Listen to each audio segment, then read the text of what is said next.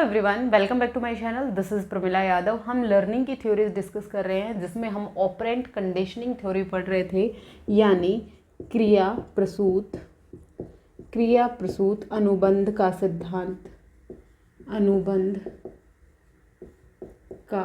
सिद्धांत। इसका जो बेसिक है, किस कॉन्सेप्ट पर ये थ्योरी बेस्ड है, इस पर B.F. स्किनर ने किस तरह का एक्सपेरिमेंट किया, वो हम लास्ट क्लास में डिस्कस कर चुके हैं। लास्ट क्लास में हमने एक टर्म इंट्रोड्यूस की थी, पुनर्बलन, जिसको हम कहते हैं रीइंफोर्समेंट।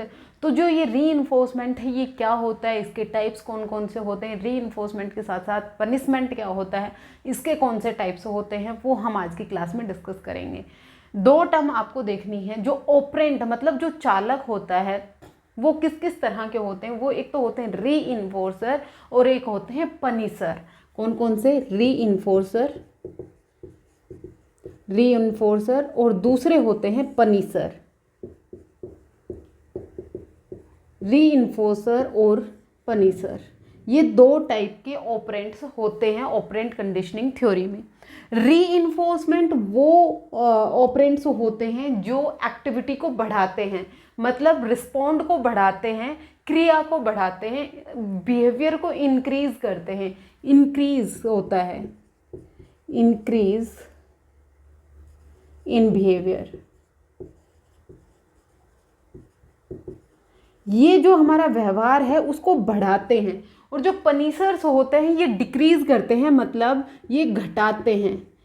घटाना, व्यवहार में घटाना जो काम करेंगे वो कौन करेंगे? पनिशर करेंगे, मतलब डिक्रीज इन बिहेवियर। ऐसे ऑपरेंट्स जो बिहेवियर को, व्यवहार को बढ़ाएं, उनको हम कहेंगे रीइंफोर्सर, और पनिशर्स कहेंगे जो व्यवहार को घटाएं। यानी सजा मिलेगी तो व्यवहार घटेगा और पुनर्बलन मिलेगा तो व्यवहार बढ़ेगा। रीइंफोर्सर्स हैं, ये दो टाइप के होते हैं। कौन कौन से? एक तो प्राइमरी और एक सेकेंडरी, यानी प्राथमिक और गौण रीइंफोर्सर्स। पहला कौन सा होगा? प्राइमरी रीइंफोर्सर, और दूसरे होते हैं हमारे सेकेंडरी रीइंफोर्सर।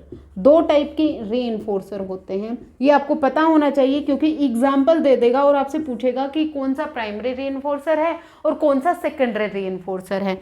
प्राइमरी रीइंफोर्सर होते हैं, ये हमारी बायोलॉजिकल नीड से रिलेटेड होते हैं। ये कौन सी होती हैं? बायोलॉजिकल नीड से रिलेटेड होते हैं। मतलब जन्मजात जो नीड्स हैं, जो ज़रूरतें हैं, जैसे खाना हो गया, पानी हो गया, हवा हो गया, जो जन्म से जो नीड्स हमारे साथ जुड़ी हुई हैं, वो हमारी बायोलॉजिकल नीड्स होती हैं। ऐसे रीइंफोर्सर जो हमारी बायोलॉजिकल नीड्स को पूरा करते हैं, जैसे हमें भूख लगी है तो हमें खाना चाहिए, खाना जो फूड है ये हमारा प्राइमरी रीइंफोर्सर हो गया। हमें प्यास लगी तो हमें पानी चाहिए, जो पानी है, जो वाटर है, ये हमारा प्राइमरी रीइंफोर्सर हो गया। मतलब जो हमें जन्मजात है, जो ये हमें इनेट पाई जाती हैं। कैसी पाई जाती? इनेट पाई जाती हैं, यानी जन्मजात जो चीज़ें हमारे अंदर हैं, जिन चीज़ों की हमें जन्म से ज़रूरत होती है, वो कौन सी होती हैं? इनेट होती हैं। तो प्राइमरी रीइंफोर्सर वो होंगे जो हमारी प्राइमरी, जो हमारी इनेट नीड्स हैं, उनको पूरे करते हैं, वो रीइंफोर्सर होते हैं हमारे प्राइमरी रीइंफोर्सर। फिर आते हैं हमारे सेकेंडरी रीइंफोर्सर, जिनको हम कहते हैं गौण रीइंफोर्सर। ये जो गौण होते हैं, ये कौन से होते हैं? जो हम अपने इन्वायरमेंट द्वारा एक्वायर करते हैं, जो हम अपने वातावरण द्वारा ग्रहण करते हैं। ये जन्मजात नहीं होती, ये एक्वायर्ड होती है। ये कैसी होती है? एक्वायर्ड होती हैं। ये जन्मजात नहीं होती, ये हम हमारे इन्वायरमेंट से, हमारे वातावरण से सीखते हैं। जैसे मनी हो गया, जैसे पैसा हो गया, गाड़ी हो गई, बंगला हो गया, ये चीज़ें क्या है? ये हम अपने वातावरण से सीखते हैं। उसके पास ऐसी गाड़ी है तो मुझे भी ऐसी गाड़ी चाहिए। अगर हमारे पास वो गाड़ी नहीं होगी तो हम मर नहीं जाएंगे, कोई फ़र्क नहीं पड़ेगा। मतलब वो हमारी बायोलॉजिकल नीड नहीं है, लेकिन वो हम अपने इन्वायरमेंट से सीख रहे हैं कि मुझे इस तरह की लाइफस्टाइल मेंटेन करके रखनी है। वो इस तरह के घर में रह रहा है, मुझे भी ऐसा घर चाहिए। वो इस तरह की गाड़ी में घूम रहा है, मुझे भी ऐसी गाड़ी चाहिए। मतलब जो नेम, फेम, पैसा, पावर, ये सब चीज़ें किस में आती हैं? ये हमारी सेकेंडरी रीइंफोर्सर्स होते हैं। तो रीइंफोर्सर के दो टाइप हैं, आपको याद रखना है। प्राइमरी जो इनेट होते हैं, जन्मजात होते हैं, जो बायोलॉजिकल नीड्स को पूरा करते हैं, जो हमारी जैविक ज़रूरतें होती हैं उनको पूरा करेंगे, ये प्राइमरी रीइंफोर्सर और सेकेंडरी रीइंफोर्सर होते हैं, एक्वायर्ड होते हैं, हम वातावरण से एक्वायर करते हैं, ये हम हमारे इन्वायरमेंट से एक्वायर करते हैं, जैसे पावर हो गया, पैसा हो गया, मनी हो गया, फेम हो गया, ये सब हमारे सेकेंडरी रीइंफोर्सर होते हैं। रीइंफोर्सर्स हमेशा व्यवहार को बढ़ाएंगे, ये जो हमारा व्यवहार होता है उसमें हमेशा इंक्रीज लेके आते हैं, लेकिन जो पनिशर होते हैं ये हमेशा डिक्रीज लेके आते हैं। अब हम बात करें रीइंफोर्समेंट और पनिशमेंट, दो इंपॉर्टेंट है रीइंफोर्समेंट और पनिशमेंट। रीइंफोर्समेंट के भी दो टाइप होते हैं और पनिशमेंट के भी दो टाइप होते हैं जो इंपॉर्टेंट हैं और बार बार आपके एग्जाम में पूछे भी जाते हैं।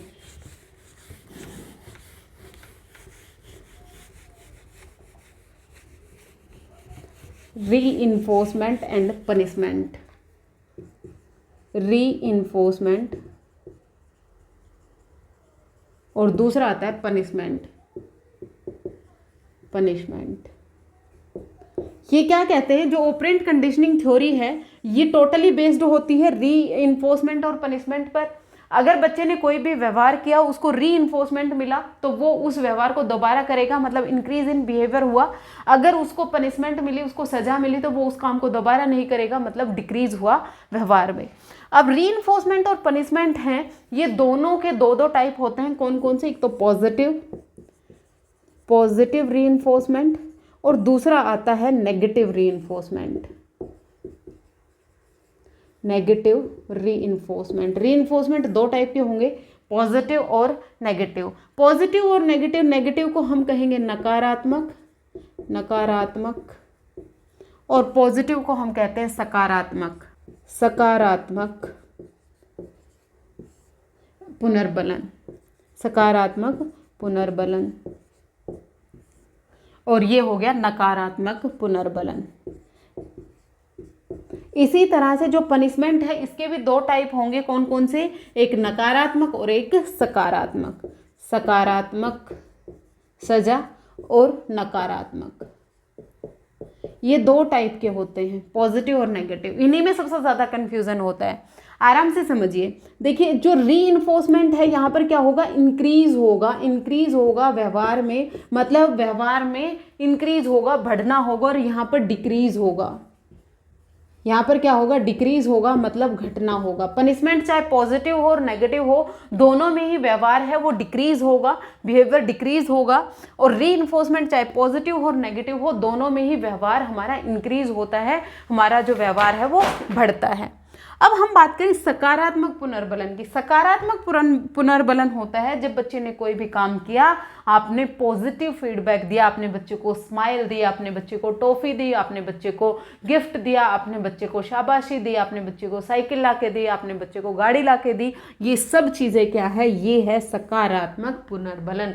बच्चे की उस काम को दोबारा करवाने के लिए, बच्चा मान लीजिए मैथ्स की कोई प्रॉब्लम सोल्व कर रहा है, उसने एक प्रॉब्लम सोल्व की तो आपने बच्चे को टॉफी दे दी, आपने बच्चे को शाबाशी दे दी, तो बच्चा दूसरी प्रॉब्लम को भी सोल्व करने की कोशिश करेगा। तो यहाँ पर हमने क्या किया? व्यवहार में इंक्रीज किया, बच्चे को पुनर्बलन देकर। बच्चे को पुनर्बलन किस तरह का दिया? पॉजिटिव दिया। मतलब यहाँ पर क्या होता है? ऐड होता है, आप कुछ ना कुछ बच्चे को दे रहे हैं, चाहे आपने स्माइल दी, चाहे आपने बच्चे की प्रशंसा की, चाहे बच्चे को टॉफी दी, चाहे आपने कोई भी प्रोत्साहन दिया, कुछ भी आप बच्चे को दे रहे हैं उस काम को दोबारा करवाने के लिए। शाबाश, आपने काम बहुत अच्छा किया, तो ये क्या होगा? ऐड होगा। आपने क्या किया? वहाँ पर ऐड ऑन किया, बच्चे को कुछ दिया, ये होता है पॉजिटिव पुनर्बलन। दूसरा होता है नेगेटिव पुनर्बलन। नेगेटिव पुनर्बलन में क्या होता है? अवॉइडेंस की स्थिति होती है। बच्चा कोई भी काम इसलिए कर रहा है क्योंकि उसे नेगेटिव पुनर्बलन, नेगेटिविटी नहीं चाहिए। जैसे आप गाड़ी ड्राइव कर रहे होते हैं और आप सीट बेल्ट नहीं लगाते, तो तब तक वो टीटी की आवाज़ है वो इरिटेट करती रहती है जब तक आप सीट बेल्ट नहीं लगा लेते। तो वो क्या है? वो आपका नकारात्मक पुनर्बलन है। एक अवॉइडेंस की स्थिति आ जाती है कि मुझे ये नहीं चाहिए, मुझे वो शोर शराबा गाड़ी में नहीं चाहिए, इसलिए आपने सीट बेल्ट को लगा लिया। तो ये क्या है? ये नेगेटिव पुनर्बलन है। आप ड्राइव कर रहे हैं, आपने हेलमेट इसलिए लगाया है ताकि आप चालान से बचना चाहते हैं, ये क्या है? ये नेगेटिव रीइंफोर्समेंट है। यहाँ पर क्या होता है? हम हमारी जो फेवरेट चीज़ है उसको देना नहीं चाहते हैं किसी दूसरे को। हम अवॉइडेंस की स्थिति, जो हम उस चीज़ को बर्दाश्त नहीं करना चाहते कि मुझे ये काम इसलिए नहीं करना क्योंकि मुझे अपनी लाइफ में नेगेटिविटी नहीं चाहिए, तो वो होता है हमारे लिए नकारात्मक पुनर्बलन का काम करता है।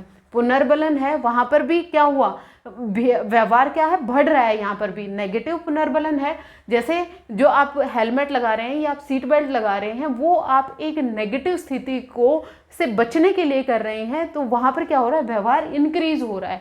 तो जहाँ पर भी व्यवहार इंक्रीज होगा, दोनों ही कंडीशन में व्यवहार का इंक्रीज होगा। यहाँ पर ऐड होता है, हम कुछ देते हैं, और यहाँ पर हम हमारे पास जो चीज़ें हैं उसको देना नहीं चाहते हैं, देना नहीं चाहते। उस स्थिति से बचने के लिए हम जो पुनर्बलन का यूज हमारे ऊपर किया जाता है वो क्या होता है, नकारात्मक पुनर्बलन होता है। जैसे बच्चा होमवर्क कर रहा है और आप बच्चे को कहते हैं कि अगर आपने होमवर्क कंप्लीट नहीं किया तो मैं आपकी ये फेवरेट टॉफ़ी या मैं आपका फेवरेट पेन ये मैं ले लूँगा, तो ये क्या है, ये नेगेटिव पुनर्बलन का काम कर रहा है। लेकिन ये है अच्छा। नेगेटिव पुनर्बलन जो होता है, नकारात्मक पुनर्बलन होता है, ये पनिशमेंट नहीं होता है, याद रखिएगा, क्योंकि कई बार ऑप्शन में दे दिया जाता है negative reinforcement is equal to punishment, लेकिन ऐसा नहीं होता है। नेगेटिव रीइंफोर्समेंट से जो व्यवहार है वो हमारा इंक्रीज होता है, लेकिन पनिशमेंट से जो व्यवहार है वो हमारा डिक्रीज होता है। अब हम बात करें पनिशमेंट की, सजा की। सजा भी दो प्रकार की होती है, एक सकारात्मक होती है और एक नकारात्मक होती है। सकारात्मक में वही है, क्या किया आपने, चार्टा लगा दिया, ऐड, आपने क्या किया यहाँ पर ऐड किया, मतलब आपने उसे जाकर एक चार्टा लगाया, तो क्या हुआ, ये सकारात्मक पुनर्बलन हुआ, सकारात्मक पनिशमेंट हुआ। पनिशमेंट कोई भी हो, अब बच्चा क्या करेगा, अब उसे ये पता है कि उसने ये कोई भी काम किया तो उसे चांटा पड़ेगा, तो अब वो उस काम को नहीं करेगा, तो व्यवहार में क्या हुआ, डिक्रीज हुआ। तो अगर आपने बच्चे को कुछ भी पनिशमेंट ऐड ऑन की है तो वो उस काम को नहीं करेगा, ये क्या हो गया आपका पॉजिटिव पनिशमेंट। नेगेटिव पनिशमेंट क्या है, नकारात्मक यानी नेगेटिव पनिशमेंट। नेगेटिव पनिशमेंट क्या होती है, पॉजिटिव में तो आपने थप्पड़ लगाया, मतलब यहाँ पर आपने ऐड किया एक अनप्लीजेंट स्टिमुलस, यहाँ पर बच्चे को जो उद्दीपक नहीं चाहिए था, बच्चे को जो चांटा नहीं चाहिए था वो आपने ऐड ऑन किया। लेकिन यहाँ पर क्या किया, यहाँ पर आपने किया जो बच्चे की फेवरेट चीज़ थी वो आपने रिमूव कर दी, आपने बच्चे से उसकी फेवरेट चीज़ को ले लिया, हटा लिया, तो ये क्या हुई, उसकी नेगेटिव पनिशमेंट हुई। नेगेटिव पनिशमेंट क्या होगी, नेगेटिव पनिशमेंट हमेशा होगी जब बच्चे का जो प्लीजेंट स्टिमुलस है, जो उसको बहुत फेवरेट है, उसको आपने रिमूव कर दिया और यहाँ पर क्या किया, आपने अनप्लीजेंट स्टिमुलस को ऐड कर दिया। जब भी रीइंफोर्समेंट की बात होगी इंक्रीज इन बिहेवियर होगा, जब भी पनिशमेंट की बात होगी डिक्रीज इन बिहेवियर होगा। जो पॉजिटिव रीइंफोर्समेंट होगा चाहे पॉजिटिव पनिशमेंट होगा, दोनों में आप ऐड ऑन करेंगे। यहाँ पर आप पॉजिटिव चीज़ें ऐड करेंगे, जैसे आप बच्चे की प्रशंसा कर रहे हैं, बच्चे की तारीफ कर रहे हैं, बच्चे को आप गिफ्ट दे रहे हैं, ये आपका सकारात्मक पुनर्बलन होगा। और ये सकारात्मक पनिशमेंट वो होगा जब आप बच्चे को चांटा लगा रहे हैं या डांट रहे हैं, यहाँ पर भी आपने ऐड किया। दोनों ही कंडीशन में आपको ऐड करना है। फिर हम नेगेटिव की बात करें, चाहे नेगेटिव रीइंफोर्समेंट हो चाहे नेगेटिव पनिशमेंट हो, दोनों में ही रिमूवल की बात होती है। यहाँ पर जो बच्चा है वो अपनी एक प्लीजेंट स्टेट ऑफ माइंड होता है, उससे बचने के लिए, अपने अनप्लीजेंट स्टेट ऑफ माइंड से बचने के लिए वो कोई भी काम नहीं करता, जैसे जो सीट बेल्ट है उसको लगाना या फिर हेलमेट को पहनना, ताकि उसे चालान नहीं कटवाना है। और यहाँ पर क्या किया, जो नेगेटिव पनिशमेंट है इसमें क्या किया, जो फेवरेट चीज़ होती है बच्चे की वो उससे ले लेना, रिमूव कर लेना, ये क्या है, आपका नेगेटिव पनिशमेंट है। होपफुली आपको रेनफोर्समेंट एंड पनिशमेंट है, जो पुनर्बलन और सजा है, ये दोनों टाइप पॉजिटिव हो चाहे नेगेटिव हो, क्लियर हो गया होगा, क्योंकि यहाँ से क्वेश्चन पूछा जाता है।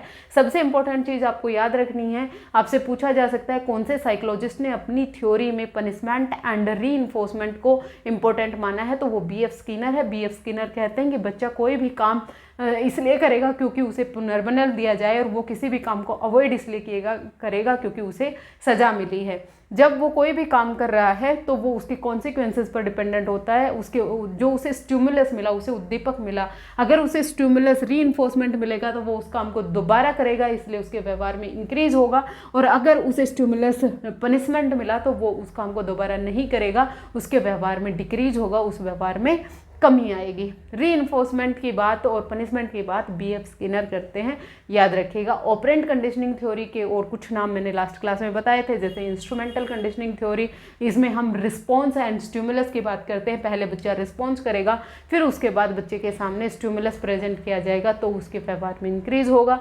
B.F. स्किनर हैं, एक बिहेवियरिस्ट हैं, व्यवहारवादी हैं, ये चेंज इन व्यवहार मतलब चेंज इन बिहेवियर, व्यवहार में परिवर्तन या फिर मॉडिफिकेशन ऑफ बिहेवियर को ही लर्निंग मानते हैं। नेक्स्ट क्लास में हम रीइंफोर्समेंट की जो शेड्यूल्स हैं उनको डिस्कस करेंगे।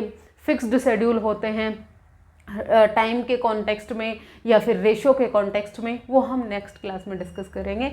आज के लिए इतना ही, मिलते हैं फिर से। Thank you very much.